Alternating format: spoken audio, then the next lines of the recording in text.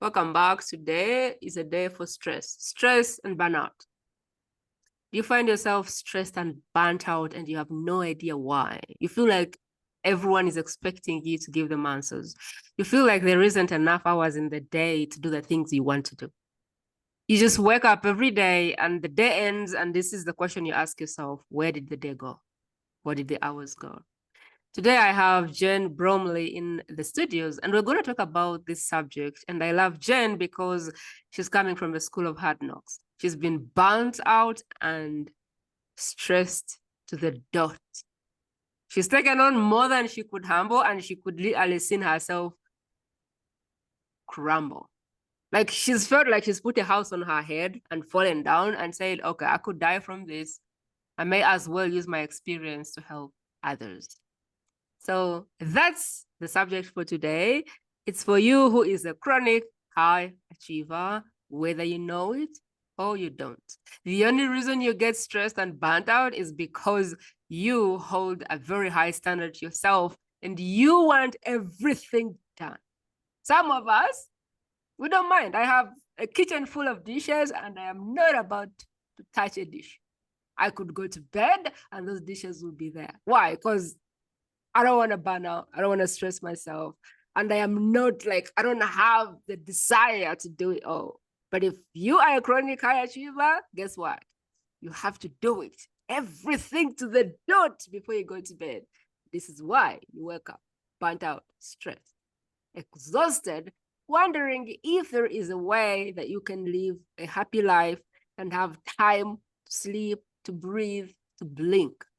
If I'm to be more accurate, you think that if you blink today, if you pause, the world will come to an end.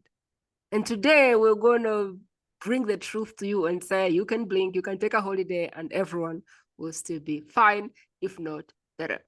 At the end of this conversation, there's one thing you can do for me, and that is getting this message and sharing it with the one person that you know is stressed and burnt out and needs some help. At whatever point you decide to drop off, if it's been helping for you, if it's been helpful for you, I want you to choose one person and share it with them. Without further ado, Jen, welcome to the show. I am honored that you came. Thank you, Prima. Lovely to be here. What did I leave out when I was bringing you up that you felt was more, what was really necessary for the listener to understand before we get into the work? So you talked about who they are beautifully, you described it beautifully.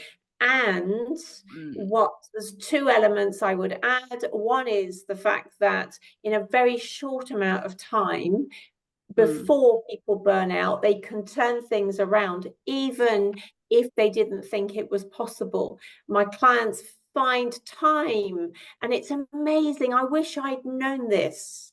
And then when they realize that there's a better way of going about it, then they actually find that they can give themselves what they need. They can nourish themselves. And as a result, they get to the point where they actually look forward to life every day. And they love looking back on how they showed up during each day. I love this. So you're saying before the burnout, there is phases to that. You can catch yourself and go, I am headed for burnout. Walk me through that. Like, how does that look like? How do I now go, okay, it's not yet shown up, but I'm really headed there. Or this could mean that I'm about to literally break into burnout. Yes, exactly. I wish I'd had someone to tell me that before I burn out. So what you'll do is, to start with, you'll find that you're trying to hold it all together, but you feel a bit on edge. You feel like it's all happening. It just never really stops.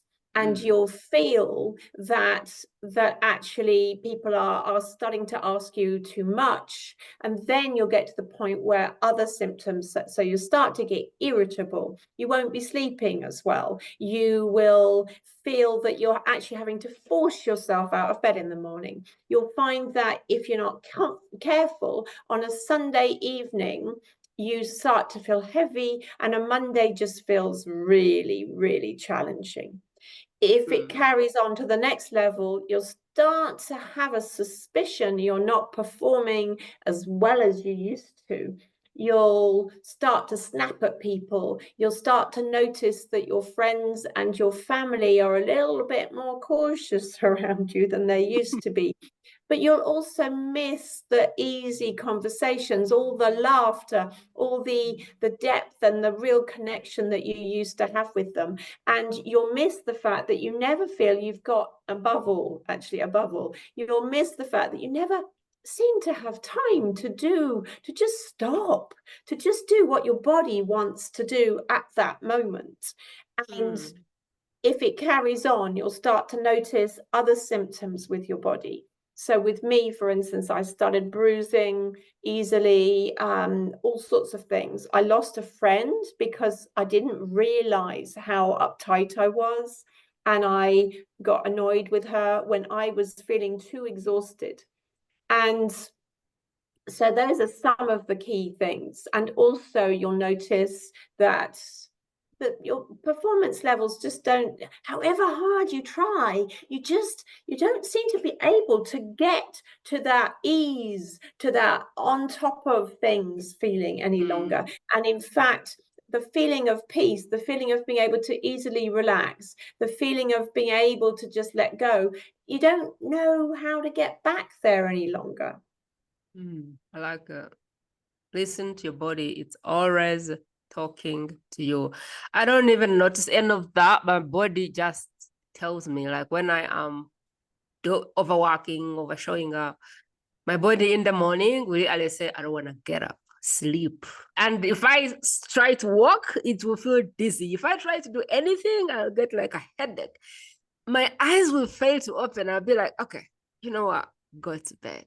And that happens every time I cheat my sleep and sleep like for less. My body always says, no, this is not allowed. So yeah, listen to your body. Jen, I want to drop into your story. Tell us about your own experience. I know this has been your story, like big story. Tell us about that and how it went for you. So I'd worked for many years in corporate. I'd been that reliable, the person that everyone relied on, the person that people turned to.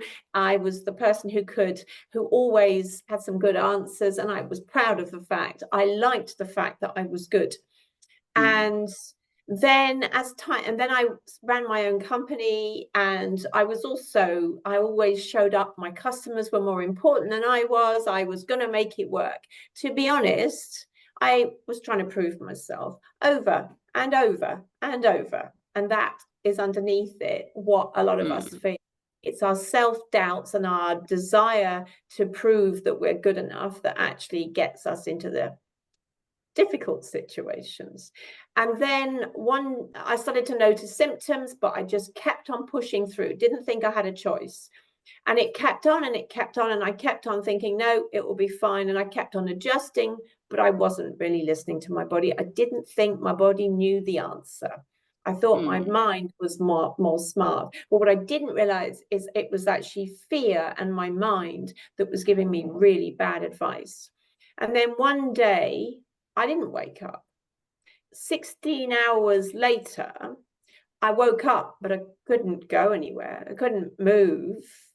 And I'm going to be honest, in a way, it was a relief.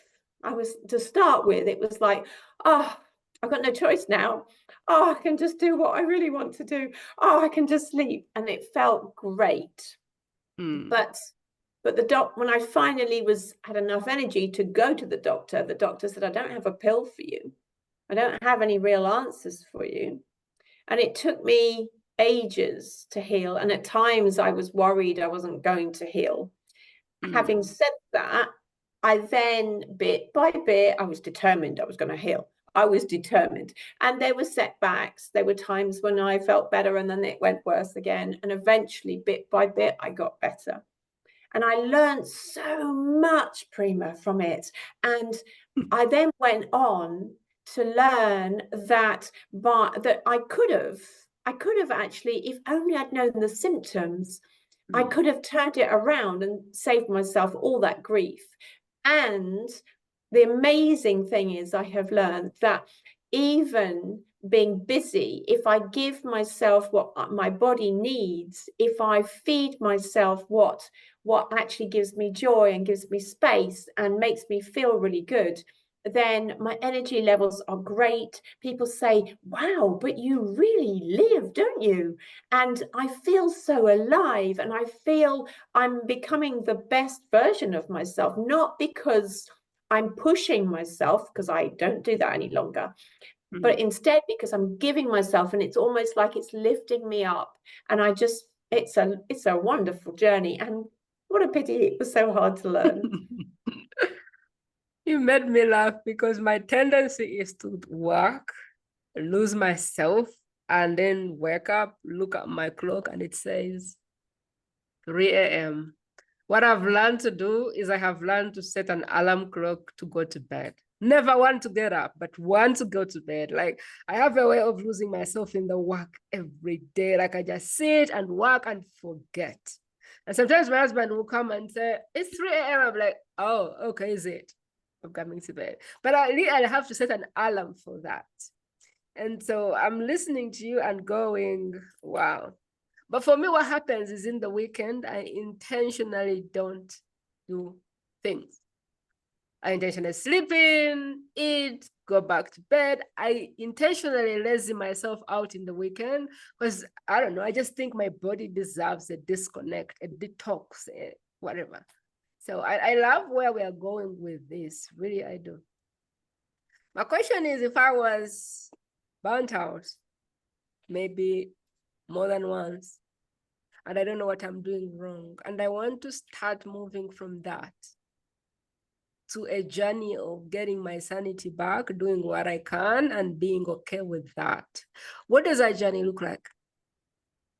So the journey looks like actually saying to yourself, do I really want to carry on this way? If you've got children, is this the example that I really want my children to see from me? And do I really want to look back at my life and think that I pushed myself so hard, or do I want to thrive? It's really, are you going to vote for yourself, or are you going to come from a place of fear where your mind is controlling you? So that is the first step. Okay. And then what I have found the best thing to do is to actually sit down, and in the course that I provide, we design the life that will make you thrive. Okay.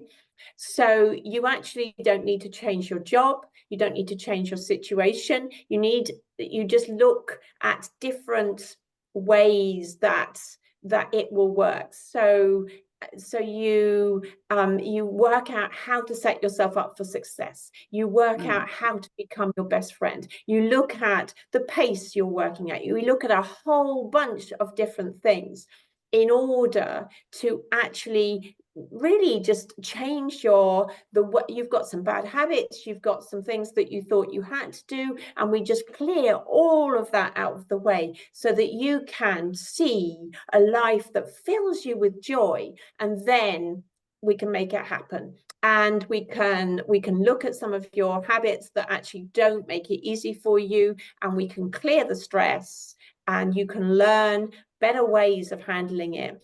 And then I think a really key thing, the people that I've worked with, so I think you probably criticize yourself. So imagine instead seeing how you actually are a very lovable person, and when things get hard, really being there for yourself. Imagine a time when, instead of doubting yourself, you actually love yourself so much that you really believe in yourself. And imagine being able to work in a way that, yes, you get excited about your work, but it always comes from a place of having fun and just really, really thoroughly enjoying it with no pressure. Wouldn't that be great? I'm writing notes. And I feel lost along the way, but let's see. So the first thing is to decide that you have the power to end the burnout. Yes. Decide that you have the power to breathe and enjoy your life. Decide that being a mother does not does not mean that you won't sleep or drink water. Deciding that whatever it is you are experiencing can stop. Deciding that you're not the savior for everybody. Yes, Second thing is, not trying to be Superwoman. Yes, deciding that being Superwoman is not a trophy that you want. Like, it's okay not to be Superwoman and not to do everything at the right time in the perfect order. Okay. 2 is to be clear, and you welcome to let me know like where I'm not picking it right. Be clear on what is it that would be the life you want. So if you weren't stressed and burned out, what would be the life? I'd have two hours to, I don't know, meditate or do whatever I want. I would have 8 hours to sleep. I would not shout at my kids. I would actually go to the salon. I don't know, whatever the things you think you want to do. And then number 3. I'm just going to go a bit further than that. Yeah. It's really getting to know you at a level that you've never known yourself at before. So that what you've just described there is probably a list that most people would come up with, but instead it pushes your thinking and your understanding of yourself so that you are creating a life that you actually get really excited about. Okay, so then this step 3 is not just design the life you would want, but it's like go deep. What do I enjoy? You know, what do I desire? What are the things that I would really, really love to do, even though I'm not doing them right now because blah, blah, blah. So it's like a layer deep to really know yourself and the things that you probably want or would enjoy, because at some point, people don't even know what they want. They just know what everybody wants. But what do you want? What do you desire? What would you like to see in your life? That's deep work that I probably can't explain here, but that's what I understood. And then the 4th one is to check the habits that you have now. So what systems, what habits, what patterns do you have right now, today? And are they serving you? Go to this, become this person, or are they not serving you? The next one is whatever is not serving you, you decide that it needs to go. So to if overcome it, you need to find a way around it. Yeah. What is the way around it? If you're doing everything around your house, could you get some help from your children if they're big enough? Could your spouse help out? Walk me more through that part of, okay, I have decided I want my sanity back. I want to enjoy my life.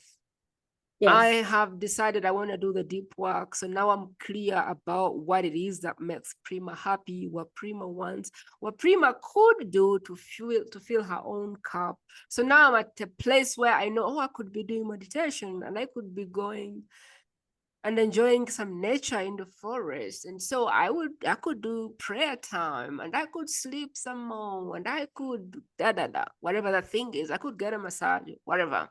Walk me from that point. Once I'm clear of what I want, walk me through reversing how I'm living to living in a way that is going to take me there. Okay, so most people at that point go, well, that's great, but I can't find more time. And the interesting thing is maybe it's best if we actually focus on some of the examples. So I had, for instance, one client who she told me for years, I can't find the time, but she was getting every single bug and illness that was going. Her immune system couldn't take it any longer. She was literally trying to be super commercial manager at her company, and also she was trying to be super mom and super husband, wife as well.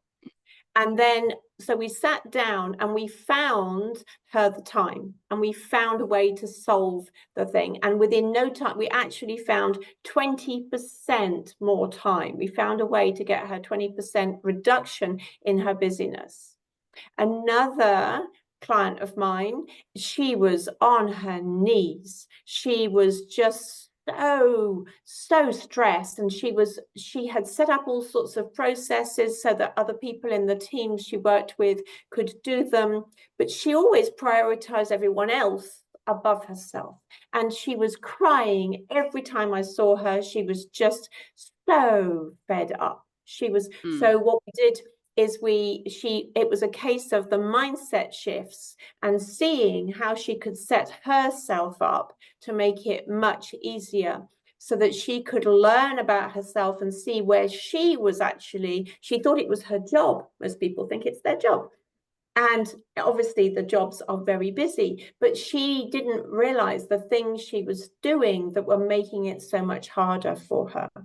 Another person that I worked with, she had just never put a limit on how much that she would work. She was allowing her company to push her and to push her and to push her. And then she got a new manager, and the manager started to criticize her the moment he walked in through the door.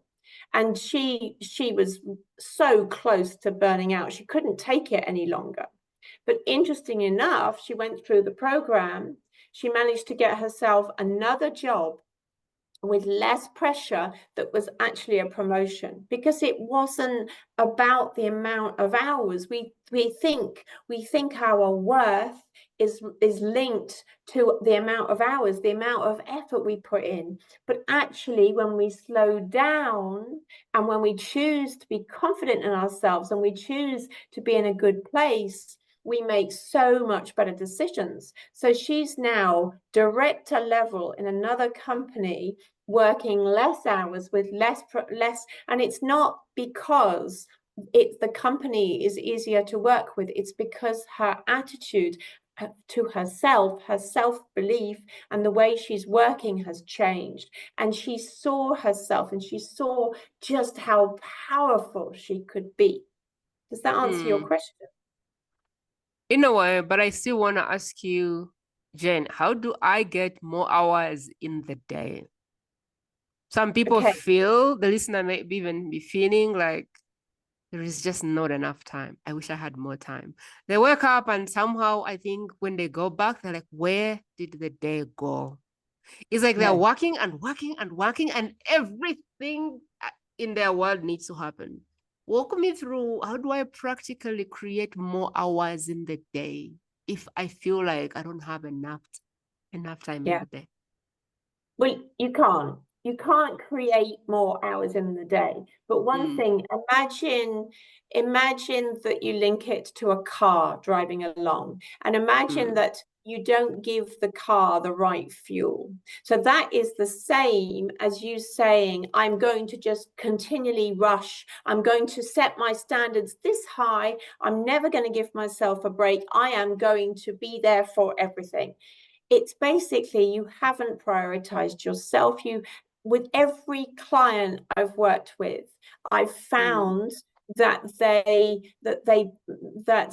I'm sure this what you'll find is that you are actually prioritizing others above yourself. Quite often you prioritize your family. For instance, I was talking to a client last week, and the client basically was saying, well, I get everyone else ready, and then I never have enough time for me. I never prioritize, I never make time for me. And what it is it's our mindset that is making us think we don't have enough time, and therefore we just have to look at the particular situation, and we just have to dive into your situation and find out what you're doing that's just making it ridiculous. You only have 24 hours in the day. And the problem is, if you keep on giving that car the wrong fuel or not enough of the right fuel, don't be surprised if the car actually struggles. And if you struggle, you're suddenly really struggling to wake up in the morning, and you're really struggling and you're being irritable. It's just, we're not machines. Why are we trying to treat ourselves like machines that work 24 hours a day? We aren't designed to work that way. And the problem is that you go into sympathetic mode.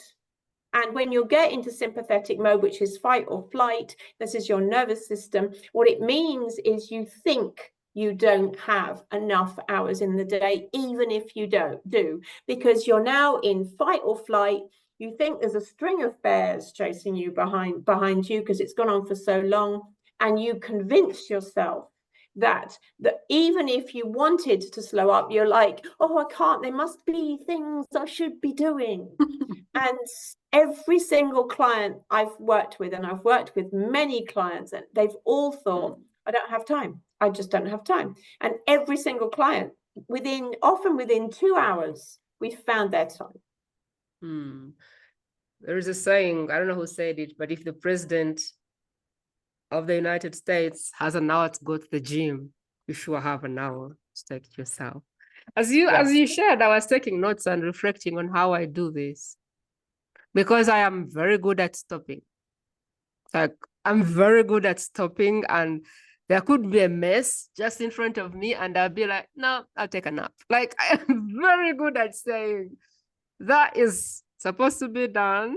I don't know if it's supposed to be done by me, or if it's supposed to be done now, but right now my body doesn't have the fuel to do it, and so I won't do it. So I was taking notes here and wondering how I do this, and I had like a small list I created.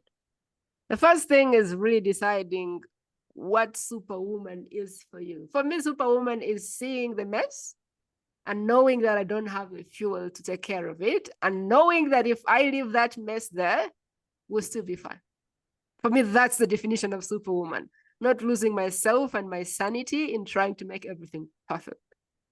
So what does superwoman look like to you? Like, what kind of mother, what kind of whatever leader do you want to be? Like, what is the definition of that? And if you're holding a definition of that, who gave it to you? Make your own definition of what being awesome or being reliable or being at whatever that is. 2 is really understanding that until you prioritize you, there is no one that you can take care of. If you don't service your car, for example, there will be a time when everything is full of alarms, and that means you might risk killing yourself. So just like we can't drive a car for years and years and years, your body cannot just go and go. Even machines need a rest. The only thing you're comparing yourself to in this point is a robot. And we can all agree that if we started to compete with a robot, we would lose. So you're not a robot.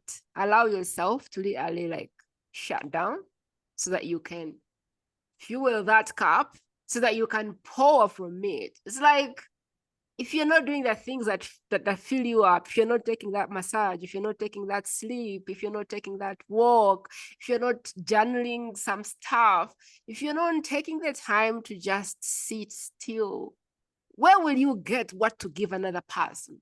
So it's like you're behaving like someone on the plane has a problem and they are rushing to save everybody else. But when you look at them, they don't have a mask on. Like, stop doing that. Because you won't be able to take care of the person, whether it's your child or whatever, unless you have your own mask on, if it makes sense. So really prioritizing others is like having your child on the plane and trying to save that child before you save yourself. What use is the child outside the world when you're dead? That's kind of the principle. Then the other thing I wrote down is boundaries. We're really creating boundaries and finding that good way to say no to things. I find that a lot of people have issues saying no because it feels awkward and mean and they feel like bad people. But there is a no that feels good. So find that. When my husband comes and says, I want you to help me with that, I'll be like, no. And I will smile. I'll be like, nope, love you. And that makes me feel good and makes him feel like it's a little bit jokey. I'll be like, no, thanks, but love you.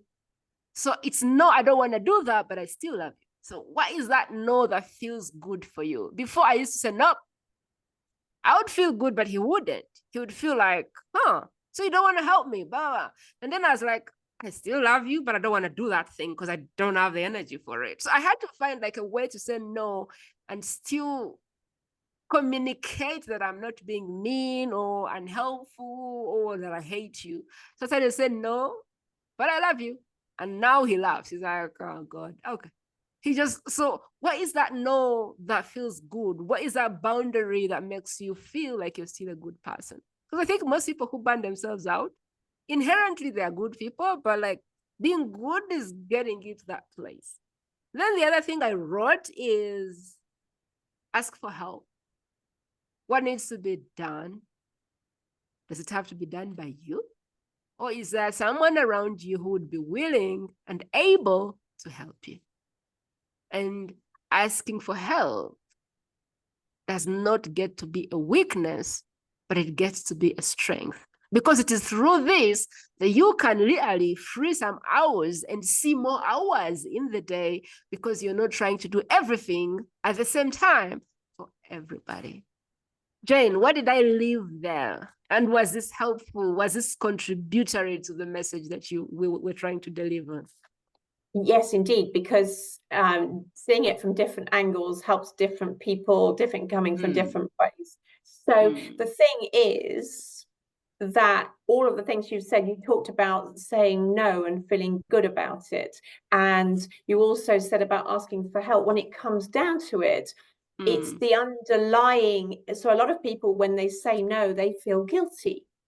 So so what we do in the course is we look at, okay, the really fast track way I find, do you really want your children to live this way?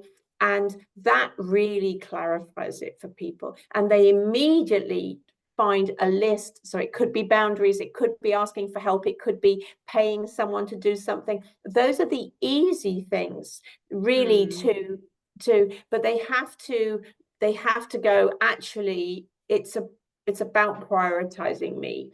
And most people have an issue about prioritizing themselves. I just remembered something else. I think the most important list is not a to-do list, but it's a drop-off list. Create a list of things that you need to stop doing. Most things that people do, you can drop them and nothing will happen. And so what are you doing that doesn't have to be done? And just put it on a list called a drop-off. I think that's the fastest way to create more time. But also, I think what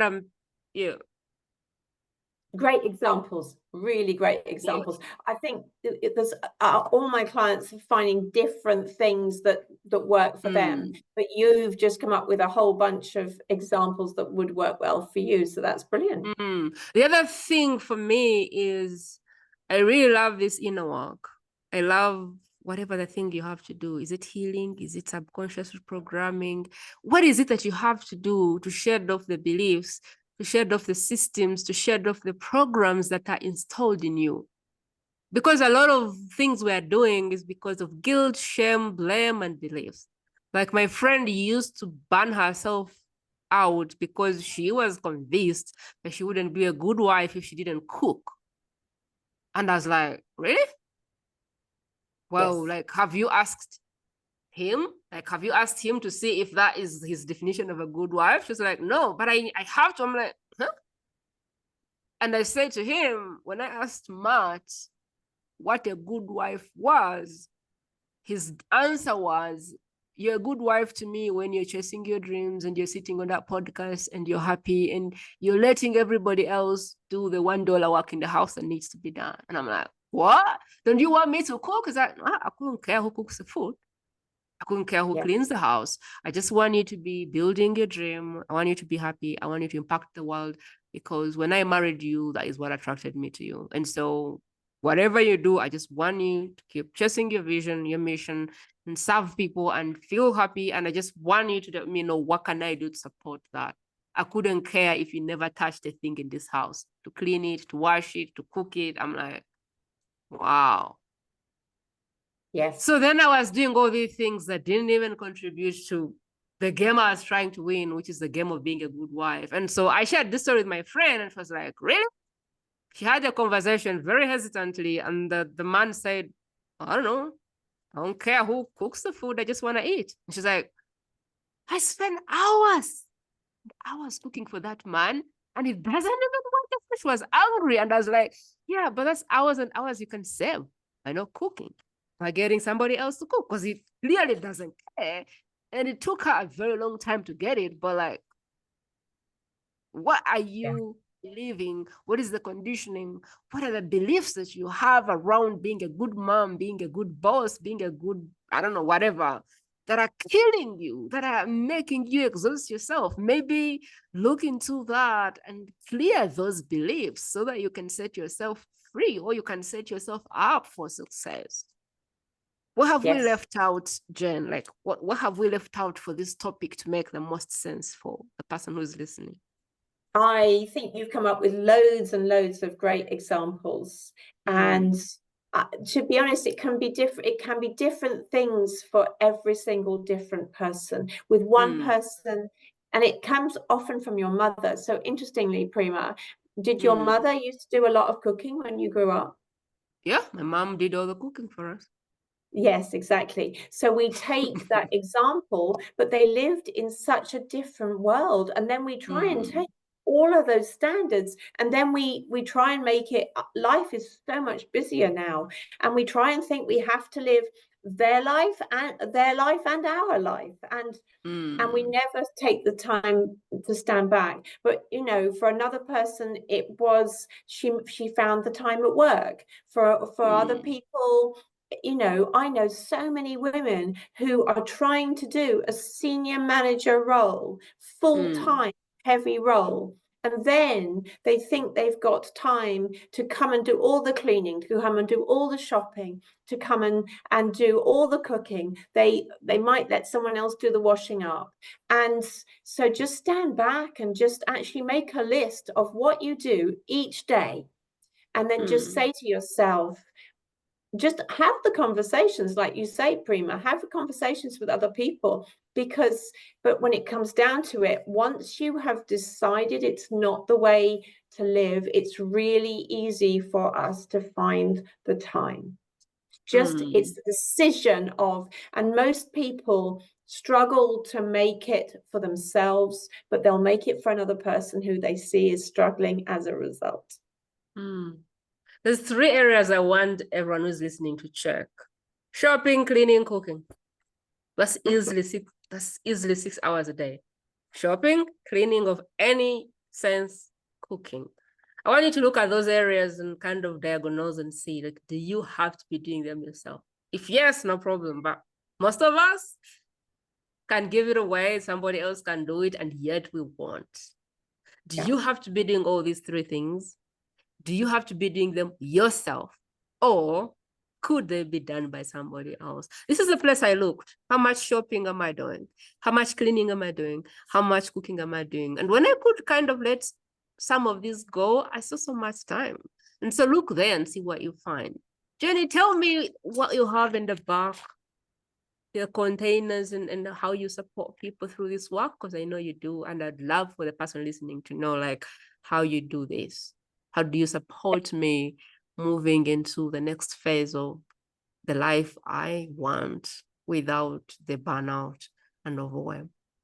Okay, so I have this 9-week program that's called Stressed to Thriving, and it's our flagship program, and it basically takes you step by step through the what we call the Stressed to Loving Life methodology. And so it starts with you making the decision, and then it takes you and it does a lot of this deep work. Okay, it really looks into it, but not just in a theoretical way. It will get you to look at each different area of your life so that you can very clearly decide what would be really exciting for you. And it's amazing the little things that can make such a difference. It just, yes, okay, I allow myself to do something for 15 minutes. And as a result, I just come back to life, because it's the thing my body wanted, it's the thing I wanted. But until I took time to sit down and define that, I never had actually looked at what it was that my body and I really needed. And so it's the 2 things: defining what will really excite you, and then it does all the deep work. It goes deeper and deeper, and it really makes a big difference. And most of that people can do in their own time when they have a moment. And then when they get to a point where they go, oh, I couldn't work that one out, wasn't able to blast through that problem, I then do coaching sessions with them, and we go deeper and deeper. Okay, and they clear the issues, and they're amazed at how fast. I just was having a coaching session earlier with someone, and he said, wow, I can't believe how much progress I just made in the last half an hour. So and then it's a case of learning to become their best friends. I don't think we realize how little love we show ourselves, and I don't think we have any idea of just how powerful it is to treat yourself every single day as your best friend. What would you say to yourself if you were going to be really kind? If you were having a bad day, how would you support yourself? If you what would you do to be there and to show yourself signs of love throughout every single day? Okay, what are the parts of your life where you're not accepting yourself? So how can you start actually showing those parts love? And we don't realize just how incredibly powerful self-love is. And I actually have a separate course all about learning to love yourself. But the Stressed to Thriving 9-week program includes a module on that. And then we have coaching sessions where we make sure that you are actually seeing who you really are when you're not stressed, when you're not the shadow of yourself, when you actually feel great and you feel on top of things, and you're like, wow, life just got easier and it feels so good. You've made time for yourself. You've actually given yourself what you need. And then you're like, I can't believe how good I feel about who I am. And then we embody the whole thing. It's really important to feel the feelings of the, for instance, of self-love, and also to be in your body and to really feel like it, what it is, because you can learn it theoretically, but until you make it a rock solid habit, that's why it's 9 weeks. Okay, until you consistently make it a really a part of your life, and every day you're showing up like that, then it's only in your head and you can forget the habit. So it's about creating a habit that will stick after the 9 weeks. And people just say, wow, I can't believe how much I didn't know myself. They say, I can't believe how good it is to feel that I'm my best friend. I can't believe that in such a short amount of time, I've gone from dragging myself around, thinking that I just had to exist, to actually thrive, feeling that I'm really, really thriving. So Stress to Thriving, how to become your best friend, because if you are dealing with your best friend or the person you love the most, you would give yourself more grace, you'd be more empathetic, you wouldn't be doing what you're doing right now that is burning you out. So I love this program. And all the links to talk to Jenny, book a call and see which of those is a fit for you will be in the show notes. Be sure to check that out, or in a pinned comment. Be sure to check that out. If Jenny is your expert, because most people who listen to this podcast are intuitive. So, if you know that she's your expert, you just know in your body, you know that you want to work with her. So if that's you, book a call and get on your journey to really moving from stress to thriving. Ultimately, the way that this podcast works is like this. There's 3 things happening. We have Jenny. Jenny is a messenger. She has her message. And that message is to eliminate or control or, reduce burnout in the world and have people that are happier, more relaxed, to make the world a better place, to reduce the pain and suffering that comes with burnout and stress. Happier families, happier people. Prima is here, and Prima's message is really translate the soul. Jen has a soul that is full of information, but she's inside the mix. So I am translating what she does in a way that you can get it. And if you've been with us, you may have noticed more clarity as I went through, because that's kind of my gift, translating the song. And if you're here listening, you've been chosen to be at the bottom of this triangle. And what that means is you're the As you can see, if you're not there, it will fall. So you're like the transporter, the vessel that is holding this message. And the one thing you can do to help this work, if it's helping you, if it's serving you, is pause and go, I have been chosen to be the vessel of this message, which is why you have come to watch it.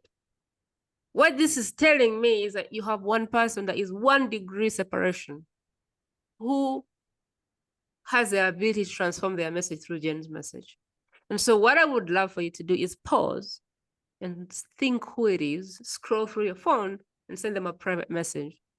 Just say, I watched this and I thought about you. But think, who is the person that is stressed and burnt out right now that could use some more time and sanity in their day? And if you ask that question, that person will come right screaming at you because this person is literally 1 degree separation. And that is why you're watching this message, because you have the person for who this message will be life-changing. Or maybe it's you. I never know. Maybe it's you and you're like, oh my God, give me the link. I can't wait. Whatever it is, be the transporter, because that is really why I would imagine you're watching this video. Of course, on top of that, grab your app and see what options you have. Can you rate? Can you review? Can you follow? Can you subscribe? Can you comment? I don't know. I don't know all of the algorithm and everything. But whatever you're allowed to do, that is because they're giving you power to decide how many people get to see this episode. So use it to your ability based on how you feel and how this served you. Jenny, we're winding up, but I wonder what you would like to leave us with. I would like to leave you with the message that you are a very, very special person. You are such a beautiful person, and you have so much to give to the world. So when will you actually choose to give yourself what you want, what you need in order to shine? And by giving that to yourself, you give others permission to shine too. I love it. I love it. I love it. The only message I would probably end with is the best gift you can give to the world, to the loved ones, to those who serve, is the gift of taking care of yourself. Because when you take care of yourself, you allow them to take from you. So the only way to pour from into others successfully over a long time is to pour into yourself first. And prioritizing yourself is not selfish, but you have to do it to really like get off the burnt out and I don't know, all these things, burnt out, stressed, overwhelmed. It's really redefining what taking care of yourself means. Doesn't mean you're selfish, doesn't mean you're bad, you shouldn't carry guilt. It just means you're giving yourself a chance to serve at your maximum level. And everyone needs that. Like before I came to this podcast, I took 30 minutes just there. And my husband knows if I'm doing podcasts, he's not allowed to come and say anything. He's not allowed to ask me anything. He's not allowed to interfere. Why? Because that is the only way I can show up at my best for Jenny and her message. And if I am busy and tangled in what needs to be done and who needs to do what, and I don't know what's happening in my house, I won't be able to do that. So I do it out of respect for my calling and out of respect for him, because I'll probably be not very pleasant when he asks me to do something right before the episode. So what kind of system can you create around you so that people can respect that space? There's a calendar on the wall and he knows I am on a podcast from this to this. And anything that is less than 30 minutes of the podcast is not allowed beyond this. Like, he's not allowed. There's a roadblock there. And it is created for me to really be there present for my guests. So what can you begin to create in your own life that tells those people who you love, who you care about, that this is your sacred space, and crossing it may not be helpful at that point. So they can do it for you in love, because if they don't cross that boundary, when you're done with what you're doing, you now give them your best stuff. What can you do today to create that for yourself? I can guarantee you, if your family is getting you to go nuts. If everyone is taking your time and you feel like you're about to collapse, chances are people don't know when they're crossing a boundary. People don't know when you're busy. People don't know when to enter the office and when to leave. People don't know when to talk to mom and when not. Like, people don't know what their boundaries are. They don't know when the best time is. They don't know how to respect your time. So do them a favor and put something down that helps you pour into yourself, that helps you take care of yourself. Because it's really from that place that you can give your best. And I really want to thank you for listening, for staying along, but especially for choosing to change your life and for sharing this with one person who the message can help. And to you, Johnny, thank you for today.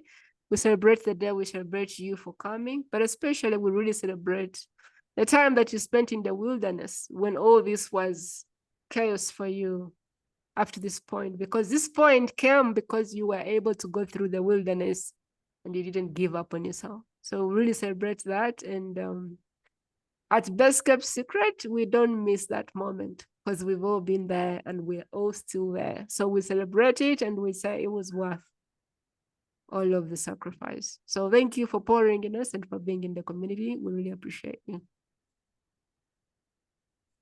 All right, until next time, have a beautiful day, and I'll talk to you soon.